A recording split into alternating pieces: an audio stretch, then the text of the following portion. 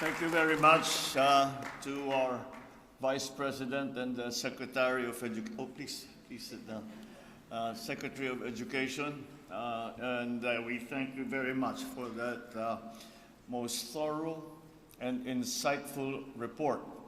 And it gives us certainly a baseline. It may not be the best news that we had hoped to receive, but nonetheless, it shows us the directions in which we need to go. Senate President Mig Subiri, the other members of the Senate who are here today, the Excellencies of the Diplomatic Corps, members of the Cabinet, the Chair of the Senate Committee on Basic Education, Senator Sherwin Gatchalian, Pasay City Mayor Imelda Calixto Rubiano, Basic Education and Culture Chairman, Congressman Roman Romulo, and the other members of the House of Representatives, my fellow workers in government, ladies and gentlemen, good afternoon. It is an honor to join you today for the first part of the Basic Education Report. And it is particularly important, as we were noting during this, while the Vice President was speaking, that this has been the first conference of this kind for many, many years. And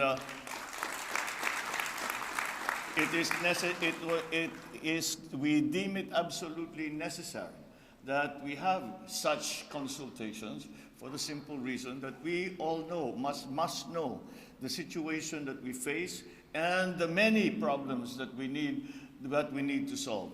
And only again by working together can we get that job done.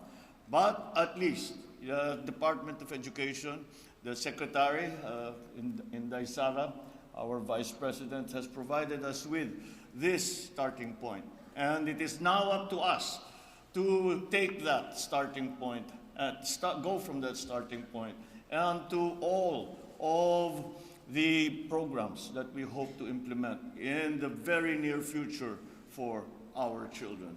I think that if there is one thing that we took from the comments of the Secretary, Vice President in Daisara, is that the Filipino is better than this.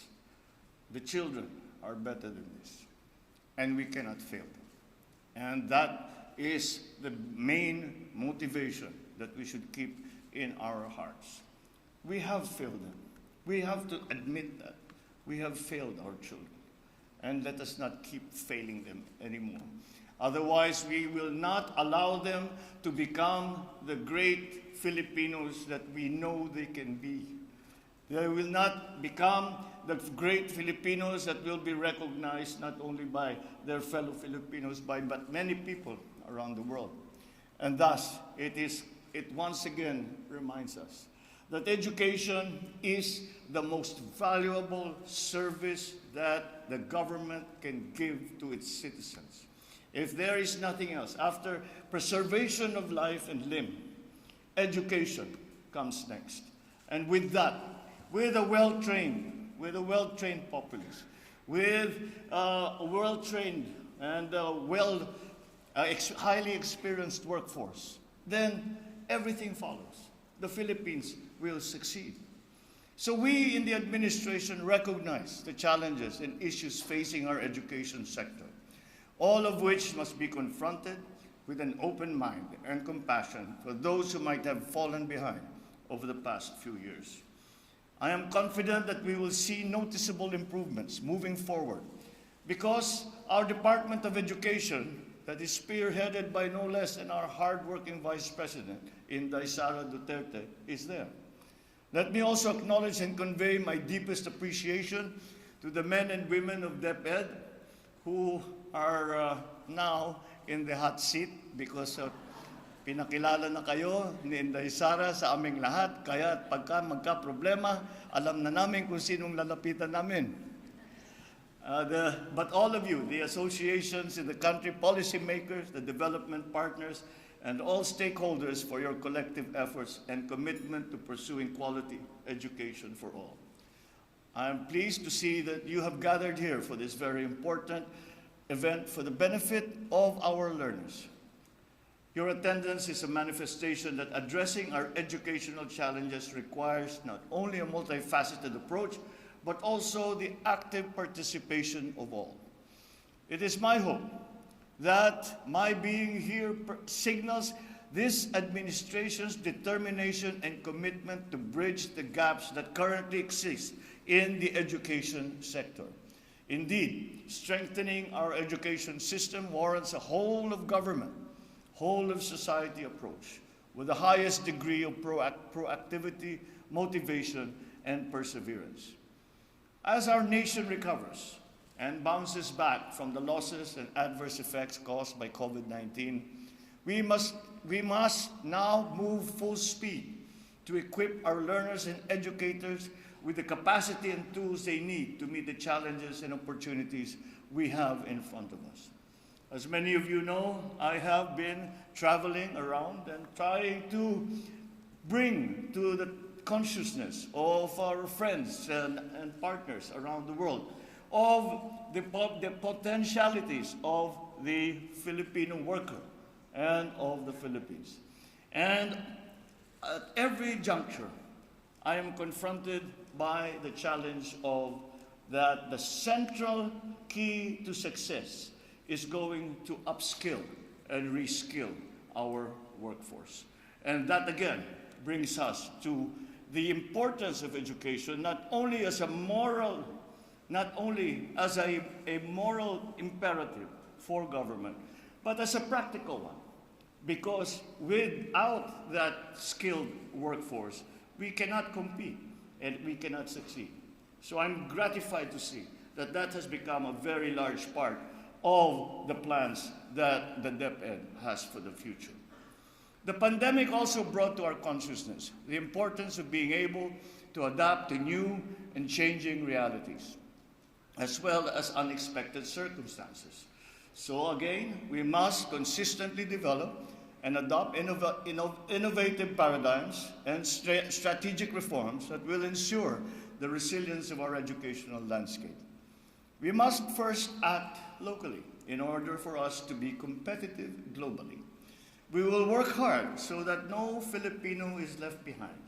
And to do even better, we will ensure that we are at par with the global standards in basic education. This endeavor will be at the forefront of our efforts to realize our vision of providing quality education for our children and for generations to come.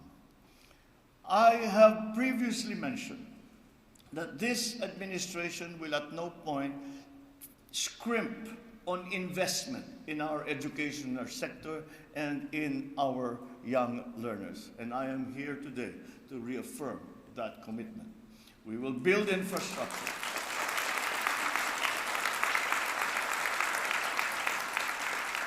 We will build infrastructure that will provide our learners, teachers, and the entire academic sector with a healthy and safe environment that is conducive to learning. We will also invest in our teachers. As we all know, that is part of our improving our educational system. If you saw the Senate President and myself talking earlier, we are already planning on how we get the school building program off the ground so that these deficiencies that we saw in the report will somehow be mitigated.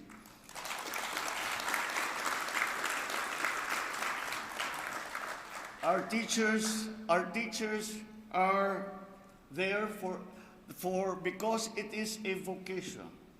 Teachers do not become teachers because it is their job. Teachers do not become teachers because they want to become rich. Teachers become teachers because they have to. It is a vocation, and it is up to us to support them in that effort because they feel the need to educate young people. And we are blessed that we have such teachers, and we should hold them close and do all we can to support them so that they can do to the best of their ability what they have pledged to do. So we invest in our teachers. We will offer them multiple opportunities that meet both their personal and professional needs. We will offer them the support they need terms of resources, in terms of programs and policies, so that they can effectively perform their roles as teachers and mentors of our children. It's my firm belief that quality teachers yield hardworking, productive, and law-abiding citizens. We will also invest in our learners by giving them the right tools and mechanisms that they need in their day-to-day schooling. Let us take advantage of the new technologies and innovations that will provide them convenience and efficiency in their pursuit of learning. Aside from advancing their academic competencies, it is also imperative that we hone them to become productive and responsible members of our society. Let us embrace the DepEd's theme, and a fine one it is, Bansang Makabata, Batang Makabansa. In that way, we can produce young citizens who are not only productive, but also harbor genuine love and passion for our country. That is why I have always been consistent in expressing my full support to the DepEd's plans to take critical, bold, yet sustainable actions that will improve our country's educational sector and address learning challenges. It is something that I have been espousing throughout my entire professional career. And at every position that I have ever held, the very first action I ever took was always to find a way to help our teachers. I know the conditions that they have to work in. I know the difficulties that they have to face, and yet they come to school and look after our children. That is a blessing. So I stand behind you as we come up with a long-term vision and forward-thinking solutions that will benefit our children. I would like to emphasize, however, that government is not able to execute this task alone. As I said earlier, strengthening our education system warrants the support of each one of us that are present here today. All of us have roles to play. We have parts to contribute.